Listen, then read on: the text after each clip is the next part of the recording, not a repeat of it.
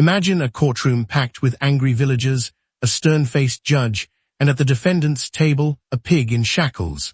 No, this isn't a weird fairy tale or the plot of a Monty Python sketch.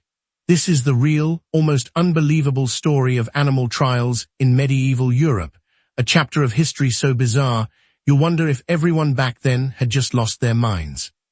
So what on earth possessed people in the Middle Ages to put animals on trial?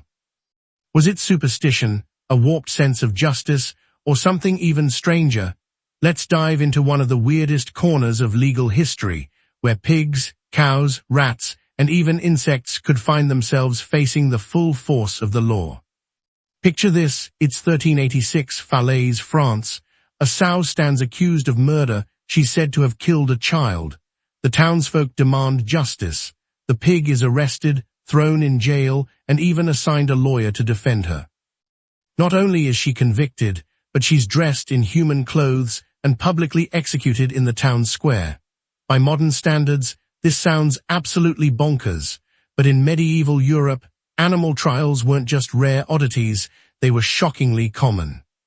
Why? People in the Middle Ages lived in a world where the line between human and animal was strangely blurry. Animals were part of daily life, but they were also seen as moral beings, capable of sin and subject to God's law. If a pig or a dog broke the rules, the logic went, they deserved the same justice as a human. It wasn't just pigs. Horses, cows, goats, and even sheep ended up in court. In 1474, a rooster in Basel, Switzerland, was put on trial for laying an egg, a crime considered so unnatural that it could only be the work of the devil. The bird was found guilty and burned at the stake. And it gets weirder. Sometimes entire animal populations were targeted. Imagine being a rat in 16th century France. If you were accused of destroying crops, you might get a formal summons to appear in court. Of course, rats can't read legal notices or hire lawyers, but the trials went ahead anyway, with real human legal experts appointed to defend their rodent clients.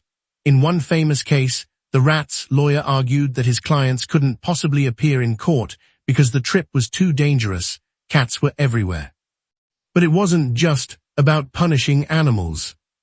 These trials reveal a lot about medieval society and how seriously people took the idea of cosmic order. Law wasn't just about keeping peace among humans, it was about maintaining balance in the world. If an animal broke that balance, it had to be corrected, or else chaos might follow. Now, before we laugh too hard, consider this. These bizarre trials helped lay the foundations for some of our modern legal ideas. Medieval animal lawyers argued for fair process, evidence, even the right to a defense, ideas that later became pillars of human justice systems. Strange as it sounds, the same courtroom that sentenced pigs to death also shaped the concept of a fair trial. Of course, not every animal was doomed. Sometimes the courts showed mercy. Insects who invaded crops were occasionally excommunicated, yes, literally banished by church decree. Other times, animals were acquitted if there wasn't enough evidence. Imagine the sigh of relief from a goat who just dodged the death penalty. So next time you hear someone say history is boring, just remember, there was a time when pigs, rats, and roosters had their day in court, defended by lawyers, judged by magistrates, and witnessed by entire towns.